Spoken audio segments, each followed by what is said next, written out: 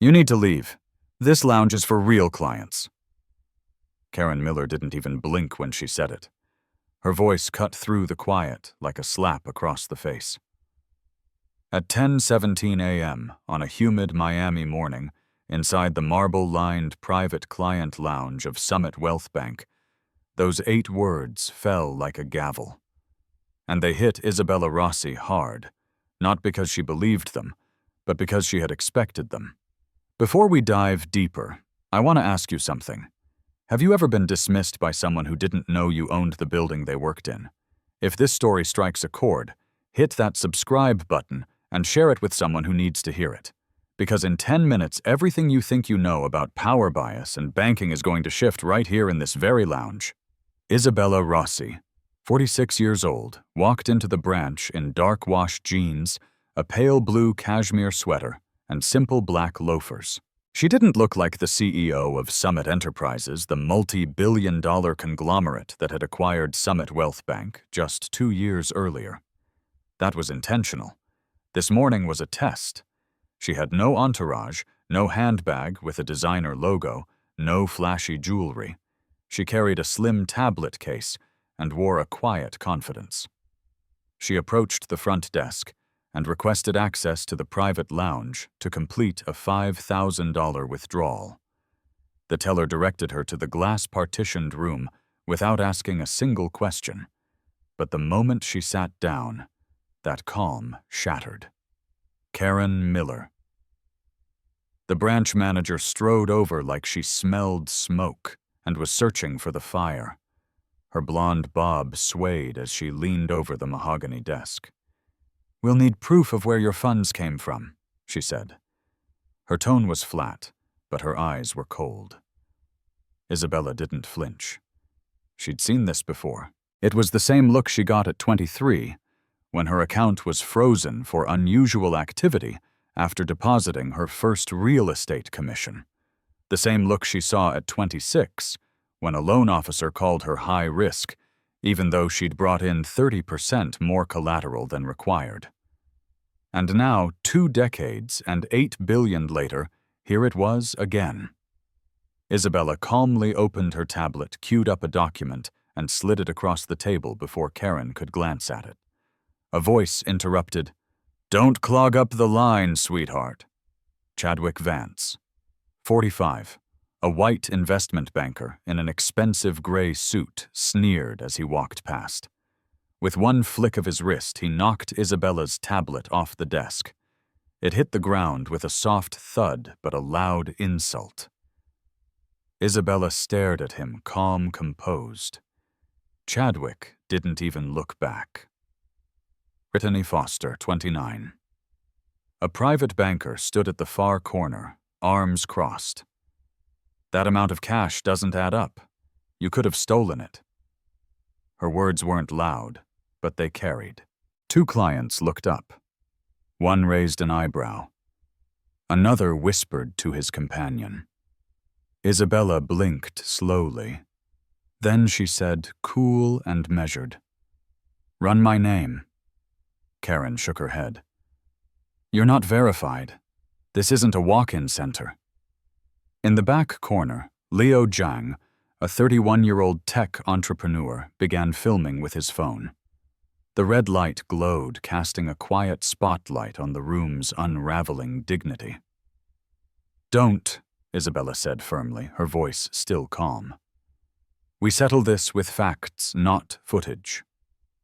A tall black man in a gray suit, Marcus James 40, rose from his chair and walked over to Leo. "Brother," he said softly, "put that down. This is bigger than one clip. It's about how we speak up, not how we go viral." Leo hesitated. Isabella met his eyes. "Words," she said. "Use your words." The room stilled for a moment. Chloe Davis, 28, sat silently to Isabella's left hands, clutching her purse lips pressed in fury. She finally whispered, "This is foul." Isabella turned her head. "Speak up," she said. "Let them hear it." Chloe stood. She's not the problem you are, she said, pointing at Karen and Brittany. Brittany raised a brow, unamused. Security's on standby, she muttered. Chadwick, now leaning against a nearby pillar, smirked. You all really think this woman has $500,000 sitting in an account here? He said, half laughing. Pawn shop's down the street. He slipped a folded note across the marble floor. It skidded to a stop at Isabella's foot. Chloe bent down, picked it up, and read it out loud. Go to a pawn shop. A collective gasp followed. One elderly white woman clutched her handbag tighter. A young Latino father with a toddler looked up from his phone. The room was no longer quiet. It was humming. That's enough, Isabella said, voice rising, but still composed. You're destroying this institution with every word that comes out of your mouth. Karen smirked, clearly enjoying the power trip. You're not a client, you're a con artist. Go play rich somewhere else. Isabella took a breath, pulled out her phone and dialed. Anita, she said, start Protocol 6. On the other end, Anita Sharma, her executive assistant, didn't miss a beat. It's ready, ma'am. You're going to regret this, Isabella said. Not because I'll scream, not because I'll post a video, but because you just told the wrong woman she doesn't belong in the bank she owns. Karen scoffed. Delusions don't scare me. Leo raised his phone again. Marcus stepped forward. We do this the right way. No videos, no edits. We talk. Chadwick rolled his eyes. Security now. Karen nodded at Brittany, who pulled out a landline receiver. Calling now, she said. She's a fraud. Isabella didn't move, didn't flinch. She held her ground with the same stillness that once steadied her when her first property sale nearly collapsed due to a forged title. The same stillness that had guided her through 14 acquisitions and a global recession. But now it wasn't just her name or assets being challenged. It was her existence in this space, this lounge, this institution. So before we go deeper into this story, I want to ask, if you were told to leave a place you owned, would you? Or would you do what Isabella did? Sit down, stay silent, and let the storm come to you, because the storm had already begun. She's a fraud, Stephen. Throw her out. Karen Miller didn't whisper.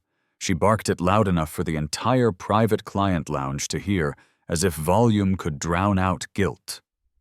Assistant Manager Stephen Webb, 48, stepped forward reluctantly. His hands were stiff at his sides. This woman, Karen continued, her voice rising with every syllable, is a con artist parading around like she owns the place. Isabella Rossi turned her head, slowly, unblinking. She didn't say a word yet. The marble floors, the frosted glass, the recessed lighting, none of it softened the air now thick with tension. The lounge no longer felt private. It felt like a courtroom. Chadwick Vance added fuel, standing tall in his suit, jaw set. She stole that money and now she's here wasting everyone's time. Why hasn't she been arrested yet? That word stole hit like shrapnel. Two clients near the espresso bar looked at each other, whispering. One raised a phone slightly but thought better of it. Brittany Foster, still leaning against the wall with her arms crossed, narrowed her eyes and said with confidence, "That's stolen cash. No real client makes that kind of request, not dressed like that." Isabella, still seated, took in the comment. Her outfit faded jeans clean, but simple loafers, a soft cashmere sweater. It wasn't the armor these people expected from a millionaire, but it was intentional. It was human. It was deliberate. Chloe Davis stood up from her chair, voice shaking but clear. Enough. You're all out of line. You don't even know her. Chadwick laughed. We know the type. She probably got someone's login and thinks she can just walk in here and drain $500,000 like it's her birthday. Stephen shifted again, clearly uneasy. His lips parted like he wanted to say something. He didn't. Leo Zhang, still holding his phone just low enough to seem subtle, looked to Isabella. I should be recording this. Isabella shook her head. Words, not lenses. Marcus James stood beside her, stepping closer to Leo. Let your voice work, not your camera. If we want to change the room we speak in it, not post about it after. Leo hesitated. You're right, but this doesn't feel real. Chloe looked around. It is. This is how they treat us. Brittany took a sharp breath. You're making a scene. Isabella's voice cut through everything like a thread of steel. You called security on me for existing. That's the only scene here. Stephen finally spoke, voice low, eyes to the floor. Do you have any account verification? The words stumbled out like they were dragging shame behind them. Isabella didn't look at him. She dialed Anita Sharma. Anita, they've escalated it. Proceed to Phase 2 of Protocol 6. Anita's voice came through steady, efficient. Confirmed. I've logged the escalation and noted the language used. Also, Karen's call to security is time-stamped. Internal audit will hear this. Isabella replied, They'll hear everything, every word. Stephen straightened up slightly, caught between two worlds, his loyalty to Karen and the truth unraveling around him. Karen waved him off. Don't entertain this. She's just here to make a mess. Chadwick chimed in again. She's probably filming some social stunt trying to play victim for views. Leo stepped forward now, forgetting the camera. She's not filming, I was. But I stopped because she asked us to speak, not post. Maybe try listening for once. Brittany's voice cracked slightly. Security's coming. Let them deal with this. Chloe didn't sit. Security for what? A withdrawal.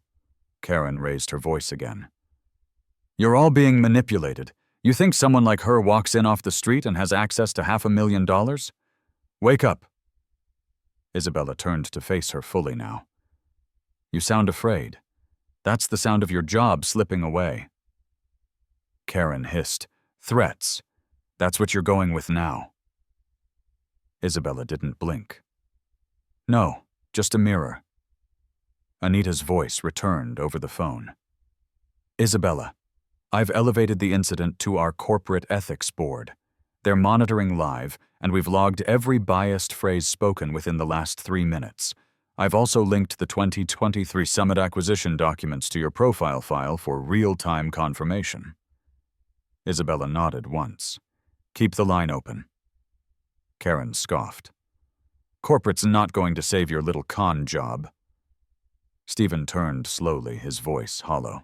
Karen, what if she's right? Karen stared at him like he'd just betrayed her family. Don't be naive. But the cracks were showing. Isabella stood up now, steady and calm. You asked for proof of funds. You accused me of fraud. You called me a thief.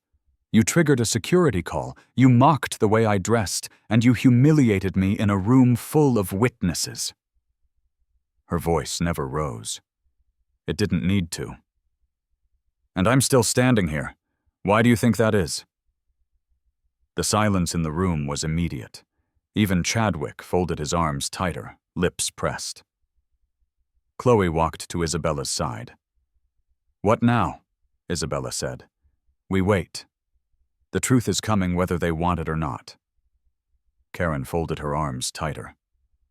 You're bluffing. You have nothing. Chadwick barked. If she had money, she'd show it. You people always act entitled until someone asks for numbers. Marcus turned sharply. You people, the words echoed. Stephen sat down in one of the lounge chairs. This isn't how we should treat people. Brittany rolled her eyes. It's called protocol. Isabella spoke to Anita again. Have you started Phase 3? Anita replied. Already underway. Karen's compliance reports are being pulled. And just for the Note 8 of her prior service complaints involved women of color, all filed under unverified and never escalated. It's not a good look.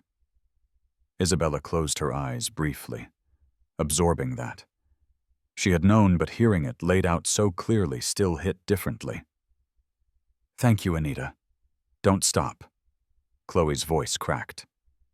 They're trying to erase us with policy, with tone, with fake concern for security. Isabella placed a hand on her shoulder. Not today. Karen smirked. You think your little phone call and a few tech buzzwords are going to change anything? Isabella's gaze sharpened. No, but I'm not here to change everything. I'm here to end this branch's legacy of silence. Leo murmured. Damn. Marcus nodded slowly. And this is why we don't record. Because when people speak the truth like this, it doesn't need a filter. Suddenly, Brittany stepped toward Isabella and picked up the fallen tablet from earlier. She held it in both hands, looked down at it. Then, without a word, she tossed it to the side, where it skidded across the floor and hit the base of a leather chair. Stolen junk, she muttered. Isabella's eyes narrowed. Was that yours to destroy, or just your impulse to control? Brittany turned her back. Stephen watched her walk away and shook his head. She's gone too far. And in that moment, Isabella spoke again.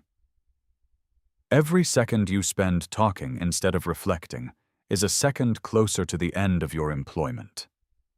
Karen's smile faded. You think you're some kind of hero. Isabella's tone sharpened. No, I'm your reckoning. Call the police. She's a financial threat. Brittany Foster didn't hesitate. She picked up the landline receiver and dialed fast, her voice loud enough for the whole lounge to hear as she said, Yes, we have a woman here attempting to withdraw funds under false pretenses. High amount possibly stolen. She didn't stutter. She sounded practiced, like this wasn't her first time. Isabella Rossi sat motionless in the center of the client lounge. Her hands folded over her tablet, eyes locked forward, voice quiet but sharp. You just made a federal false report. I hope you're ready to explain it in court. Karen Miller scoffed, arms folded as she leaned beside the espresso machine. Sweetheart, that's not how this works. We protect the institution, not the imposters. Her words were laced with contempt, not caution. Then she turned to Stephen Webb, the assistant manager. Get her out, now. Stephen didn't move. His eyes flicked toward Isabella, then to Brittany, then back to Karen. She hasn't even raised her voice, he muttered. That's what scares you, isn't it? Chadwick Vance stepped forward, shoving his hands in his pockets, trying to fill the room with his presence. She's laundering money that's obvious. What else do you need? He waved a platinum-colored business card in the air like it meant something. And I'm supposed to be in the vault consultation. I'm a priority client. His voice was harsh, his tone theatrical. This woman is nothing. This is all theater.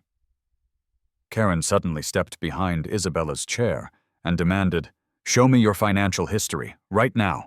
If you're legit, prove it. Open your account in front of everyone. The tone wasn't procedural. It was taunting. Isabella didn't move.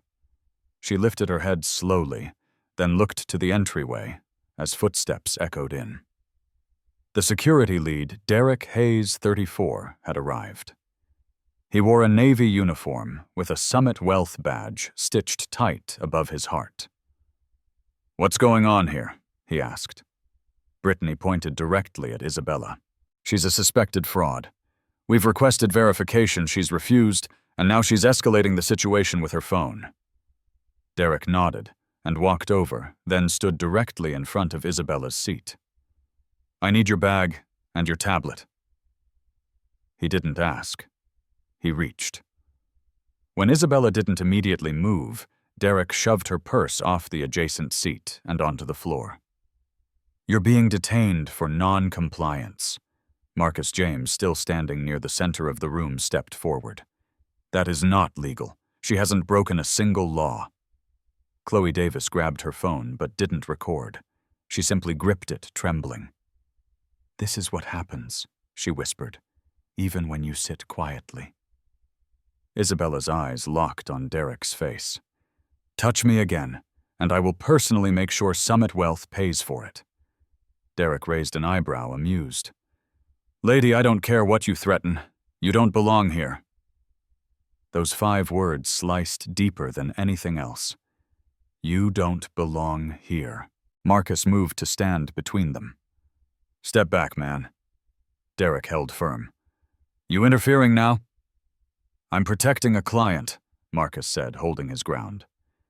Liu Zhang stood from the corner, holding his phone higher now. This needs to be seen. Isabella's voice cracked not from fear, but fury. Leo, don't. We don't need their eyes. We need their ears. Leo lowered his phone, swallowing hard. Then say it louder. Isabella turned to Karen and spoke slowly. You demand my history, like I owe you my identity, but I don't owe this room anything. I've earned more than anyone in here, including you. So instead of asking where my money came from, maybe ask why you think you have the right to question it. At that moment, Anita Sharma's voice came through the phone in Isabella's hand, steady and deliberate. Isabella Protocol 6 is now fully active. Summit's compliance board has flagged Karen's employee record. They're pulling the 2023 audit logs. I've also linked Chadwick's prior formal warning for verbal misconduct. One more incident, and corporate will suspend his client privileges. Isabella didn't smile. She just nodded. Let it all run. Karen leaned forward, almost growling. You won't get away with this. Isabella replied, You mean being black, wealthy, and patient? I've done it for 20 years. Stephen backed away from the cluster forming near Isabella's seat, mumbling, This is not what I signed up for. Brittany gripped the phone tighter as she continued speaking with dispatch, giving her name, clearly spelling out possible financial criminal present, with no irony. Clients around the lounge began to murmur louder. An elderly man near the window stood and shook his head. This is ridiculous, he said. A young black couple nearby took each other's hands. Then came the crack. Stephen's voice low but clear. I need to say something. All eyes turned. Karen. Brittany. What we're doing is wrong. Karen's eyes went wide. Don't you dare! Stephen looked at the floor. Brittany wanted the police here. She didn't even run the verification. She refused to check the back end. She said bringing them in would shut her down fast.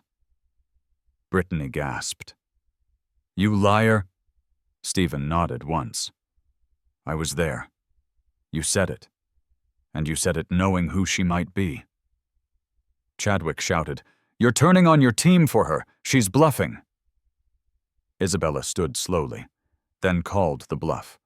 She lifted her voice, finally powerfully.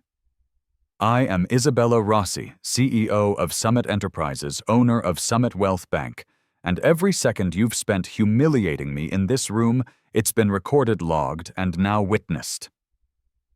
Clients around the lounge stared, frozen. Karen's face lost its color. Stephen didn't move. Brittany backed toward the wall. Derek blinked like he'd seen a ghost. Then it hit. The twist wasn't the reveal. It was the response. Clients started clapping slowly, then all at once. Marcus stepped forward. I knew I'd seen you before. Forbes. 2 years ago. Your company turned this bank around. Chloe stood, tears in her eyes. She's our CEO. Leo whispered, I should have filmed this part. Isabella looked around the room, her voice no longer calm, now commanding. The problem wasn't that you didn't know who I was. The problem is how you treated someone you thought didn't matter. Karen stammered. You set us up, Isabella answered. No, I tested you, and you failed. The entire room shifted, and from the corner of the lounge the sound of sirens grew faint in the distance. police were coming. But the real justice, it had already walked through the front door. Detain her now before she disappears. Karen Miller's voice cracked with desperation as she pointed at Isabella, eyes wild, posture no longer composed, but combative. The tension in the private client lounge snapped. Derek Hayes, the security lead, stepped forward without hesitation, reaching for Isabella's arm, as if dragging her away would undo the last 5 minutes of truth. But Isabella didn't move. She stood as if anchored to the floor itself. "Touch me, and you'll lose more than your job," she said. Not loud, but firm, steady, and absolute. Chloe Davis stepped in between them before Derek's fingers could close. "Back up," she shouted. "You heard what she just said. She owns this place." Derek hesitated. He glanced at Karen, then back at Isabella. The growing uncertainty in his stance exposed the cracks beneath the uniform. At that moment, the double doors to the lounge pushed open, and 2 uniformed police officers stepped inside. Their boots echoed over the polished floor. A hush swept over the room. One officer, a white man in his 40s, with a worn expression, raised a brow as his gaze met Isabella's. "We got a report of a fraud attempt. Can someone tell us what's going on?" Brittany Foster stepped forward immediately, posture squared, like she was proud of what she'd done. "She's impersonating a high-net-worth client. She demanded $500,000 in cash with no verification." Her voice was sharp. "This could be a federal-level theft." Isabella didn't blink. She didn't flinch. She simply turned toward the officer and said, "I'd like to make a statement, but not yet." Before the officer could respond, the sound of a soft, cracking voice broke through the silence. "They're lying." Every head turned. It was Nia Jackson, a 24-year-old black woman in a denim jacket, seated quietly near the frosted glass divider. She'd been silent until now, small in posture, unnoticed. "They did it to me too, 2 weeks ago," she said, standing slowly.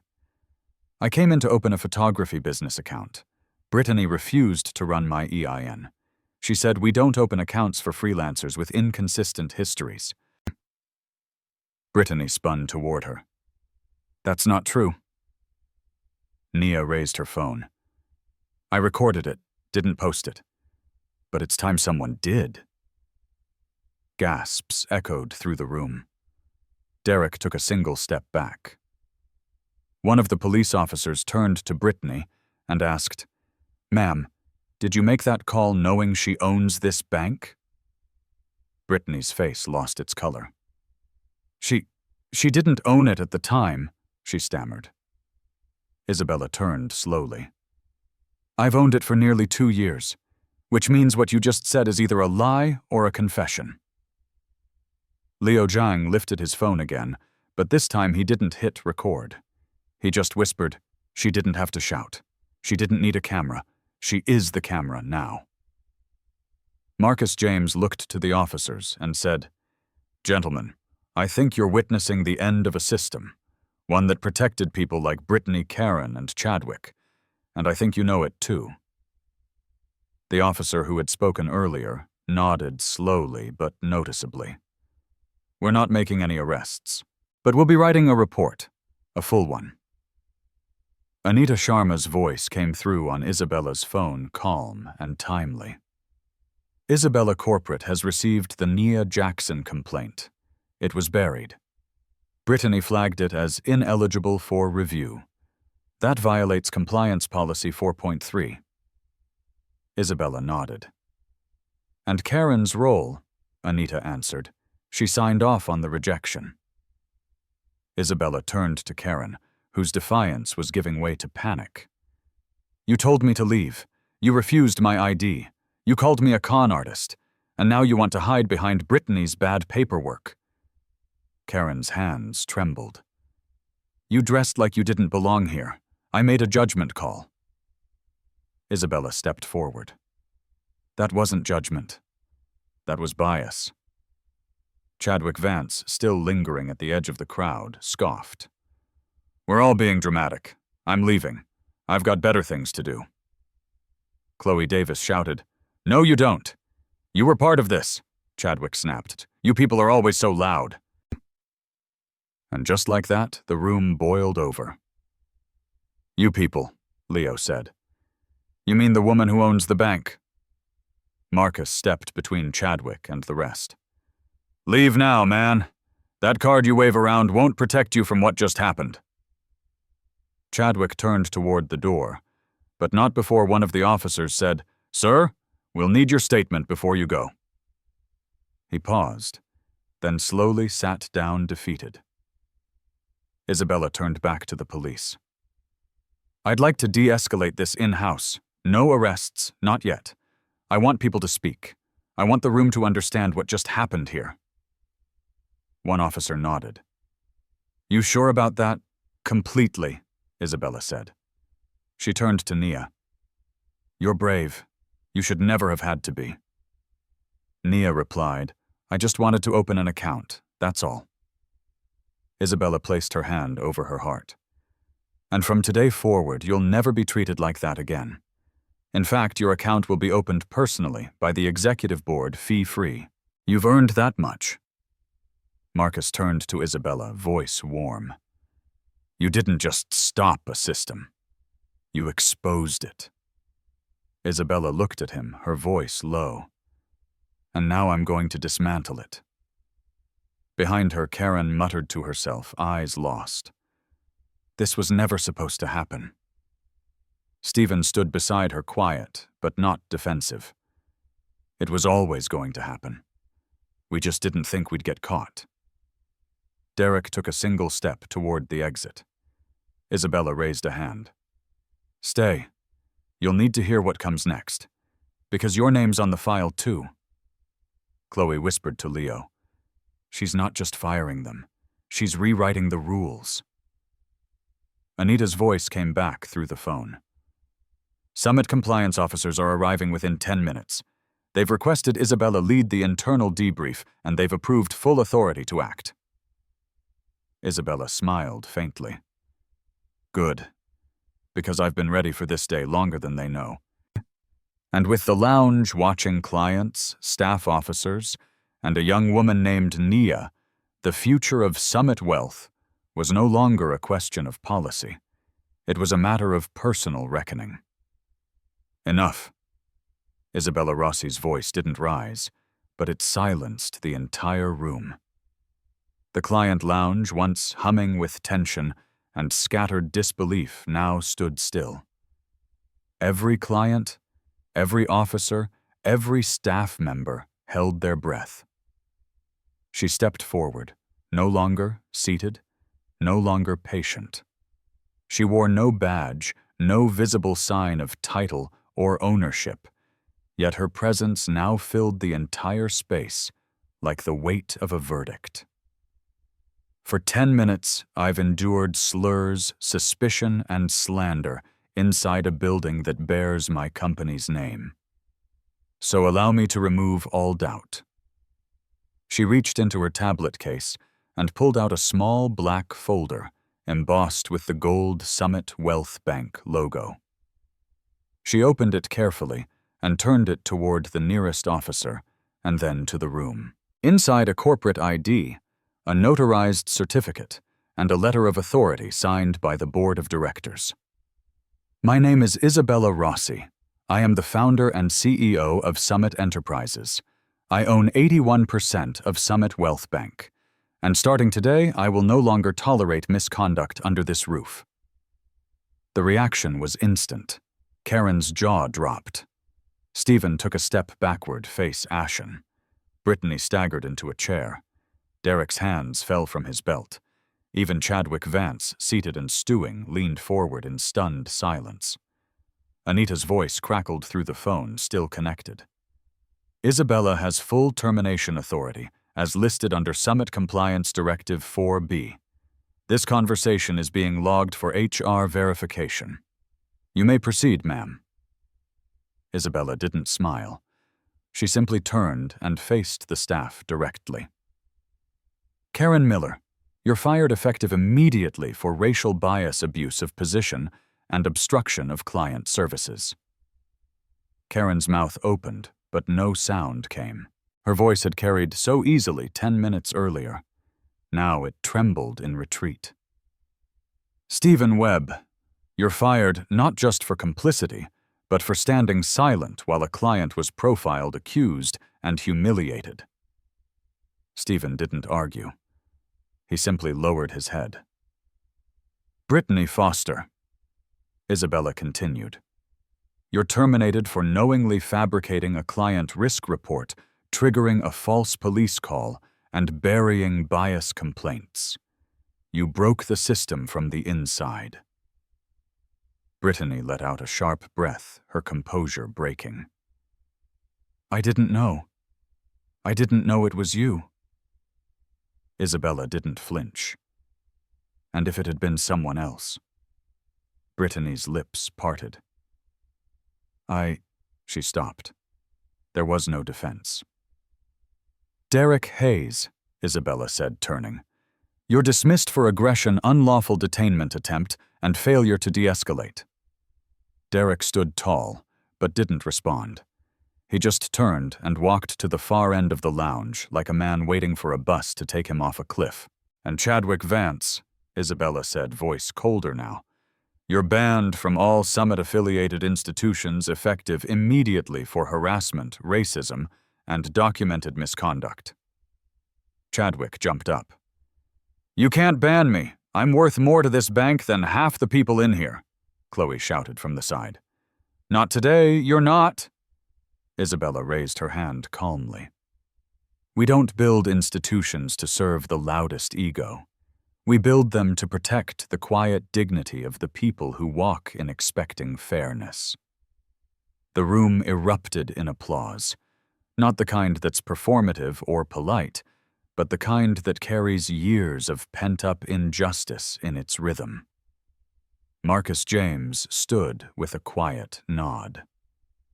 That, he said, was justice in real time. Nia Jackson, still standing off to the side, had tears in her eyes. I thought I'd never be seen. Not really. Isabella looked at her, her voice softening. You weren't just seen today. You were believed. Just as the officers began to exit, Brittany suddenly spoke. Her voice cracked, small and raw. Wait. The room quieted again. I need to say something. Isabella turned her expression unchanged. Speak. Brittany took a breath so deep it shook her shoulders. I buried 8 complaints in the last year. All of them came from women of color. I flagged them as duplicates, unverifiable, or outside policy windows. I did it to keep our numbers clean. Stephen knew. I told him. He told me to do what I had to. A gasp rippled through the lounge. Stephen didn't look up. Isabella turned to Anita. Can you confirm that... Anita's voice returned without hesitation. Confirmed. We've located those complaint records and audio files. Brittany's voice is on 2 of them. Stephen's signature is on 4. Brittany sat down, shaking. I didn't know how to stop. I thought, if I didn't follow, I'd be next. Isabella approached slowly, her tone measured. You weren't a follower. You were the one holding the torch while others burned. But today, I'm putting that fire out. Brittany didn't respond. She wept quietly into her hands. Isabella turned back to the rest of the room. For those still standing in this lounge, staff, clients, officers, and guests, I want you to understand something. Ownership isn't just a legal document or a title. It's a responsibility. And my responsibility is to make sure this never happens again. Not here. Not on my watch. Anita's voice followed once more steady. Corporate has initiated full disciplinary review and operational audit for the branch. Isabella, the floor is yours to lead reform. Isabella looked around the room at Marcus, Chloe, Nia, Leo, the clients who had rallied the strangers, who had stayed silent but now looked changed. Then let's begin. Because this bank no longer answers to people like Karen. It answers to the people it was built to serve. And with those words, the door to reform didn't just open. It stayed open wide enough for the future to walk through with dignity. Isabella didn't wait for the applause to fade. The moment the firings were done, and Brittany's confession still echoed in the air, she turned to the stunned room and said, "This isn't just about what they did. It's about what we're going to do now." She walked to the center of the private lounge, standing beside a cream leather chair that had once symbolized prestige, but today was just a seat among many. "Effective immediately, all branch operations are paused," she said, her voice steady but urgent. "No new transactions, no account actions, no client meetings until we reset what this institution stands for." The clients didn't groan. They nodded. Some even clapped.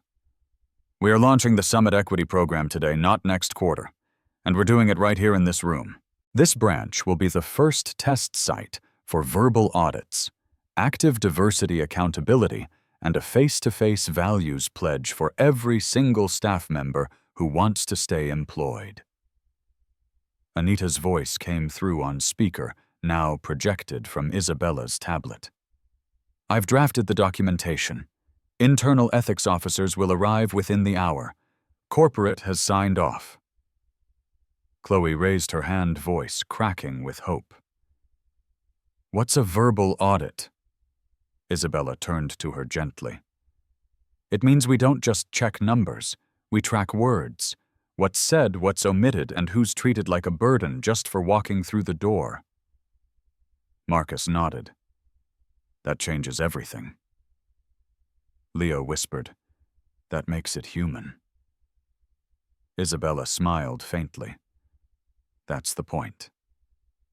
Just then, in the silence that followed, a sound broke through that no one expected. Derek Hayes, the fired security lead, clearing his throat. Everyone turned. He didn't look angry. He looked tired. "I need to say something," he said, hands loose at his sides. "I didn't just fail to stop what happened. I helped plan it." The air shifted. Isabella's expression sharpened, but she didn't speak. Derek continued. "Brittany came to me 2 months ago. She said corporate was sniffing around for non-compliance and that Karen had a plan to bury the red flags. My job was to make sure anyone who complained got quietly removed from the space before it turned into paperwork." The room was dead quiet. She said, "The less we see, the less we write." So I followed it. I flagged certain clients as elevated risk based on how they looked, how they asked questions, whether they challenged fees. Chloe's face darkened. "That's profiling." Derek nodded. "It was. I knew it. I did it anyway." He looked at Isabella. "You gave me a job. I turned it into a shield for the wrong people." Isabella stepped forward slowly. "Did Stephen know? He knew enough to never ask questions," Derek said. "And he knew which clients to avoid." Anita's voice came in again, calm but firm. "Isabella, we've located 3 compliance reports that were altered after escalation. Derek's name is on all of them." Derek didn't argue. "I deserve to be held accountable, but I didn't come clean to save myself. I came clean because watching you stand in this room and say what you said, I realized I've never worked for someone I respected before." Isabella didn't soften. "You nearly got me arrested. You intimidated people who came here in good faith. And now you want grace." Derek shook his head. "I want consequence, and I'll take it. But I also want you to know there's more. Brittany wasn't acting alone. There's a list. A private tag in the CRM system used to mark problem clients. And that list, it's longer than you think." Anita replied instantly, "I'll pull it now. We'll freeze access and start a forensic review." Isabella turned to the room. This is why we reform, not tomorrow, not at a retreat. Right here in this space where silence let bias grow. Today, we root it out. Clients began to clap, not because they were relieved, but because they were ready. Chloe stepped beside Isabella. Let us help. Isabella nodded. We'll do it together, starting with truth. And the room once poisoned by silence began to transform, with voices raised, with truths confessed, and with a culture finally cracked wide open for light to enter. Isabella stood tall as the last echoes of applause faded not in triumph, but in clarity. She scanned the private lounge, no longer just a waiting area, but now the front line of transformation. The fired employees had been escorted to a holding room. Clients lingered not out of curiosity, but solidarity. Summit compliance officers had arrived and were already reviewing flagged reports. One officer handed Isabella a short printed document. These are the provisional action items approved by the board, he said. She read it silently, then nodded. We begin here. Her voice was calm, but every word carried the weight of permanence. She turned to the room. Effective immediately, Summit Wealth will mandate verbal conduct audits at all high net worth branches. No more hiding bias behind silence. Every branch will follow our example, starting today in Miami. Anita's voice followed swiftly from the tablet speaker. Corporate has also terminated Chadwick Vance's accounts and initiated a formal review of his investment firm for internal bias violations. Isabella looked toward the now vacant seat where Chadwick had once stood sneering with false power. He had influence, she said quietly, but not character. Chloe Davis stepped closer, her voice strong. So what now? What happens after today? Isabella turned to her. We build something that doesn't just react to injustice, but prevents it. That's the legacy I want to leave. Leo, still stunned by everything that had unfolded, added, You did more than fire a team. You exposed a mindset. Isabella gave a faint, tired smile. Then we keep exposing it, until it can't grow in the dark anymore. Just as she turned back toward the compliance team, a voice rose from the back of the lounge, older, raspier, uncertain. There's one more thing. Heads turned. It was an elderly white man in a pressed gray suit, his Summit Wealth client badge clipped to his lapel. My name's Arthur Kensington, he said slowly. I retired from banking 10 years ago. I used to oversee training for this region. His voice shook. I trained Karen and Stephen and even Brittany when she was fresh. And I'll admit something I've never said publicly. We taught them to prioritize appearance, not openly, not with words like race or class, but with terms like client quality, suitability, and preferred posture. We never told them to reject women like you, but we gave them a system where rejection happened anyway. The room froze. Arthur stepped forward. I've watched today with shame. And I want to be on record saying this started long before Karen. I helped build the bias, and I want to help tear it down. Isabella walked toward him. Why now? She asked gently. He swallowed. Because watching you dismantle it with nothing but your voice made me realize I had mine the whole time and never used it. She paused. Then use it now. He turned toward the compliance officers. I'd like to give a full deposition and assist with training reform. One officer nodded and escorted him aside. The moment hung heavy but honest. Anita's voice came through again. Isabella, I finished the review of that client flag list Derek mentioned. 17 individuals marked as potential security risk had no prior incidents. 15 of them were Black or Hispanic. It's being submitted now for internal audit and external review. Isabella took a deep breath, eyes briefly closing. Then it's official. This wasn't a case. It was a culture. Chloe reached out and touched Isabella's shoulder. And you didn't just fight it. You broke it wide open. Naya, standing quietly with her phone pressed to her chest, added, I came here to start a business. And somehow you gave me a future too. Isabella turned to her and smiled. You still will. And this time you'll do it in a bank that actually sees you. She looked around one last time, at the walls that had once contained prejudice, at the faces that now carried understanding. And then she spoke to all of them, to the cameraless world, watching beyond that lounge. Let this be the last time silence walks away stronger than truth. Let this be the moment we remember that justice doesn't come from hashtags. It comes from who we choose to be when no one's filming. I didn't raise my voice. I didn't slam my hand. I stood still and spoke clearly. If I can do that here, then so can you, wherever you are. And as she turned to lead the compliance officers into the branch's inner offices, Anita's final words echoed through the speaker.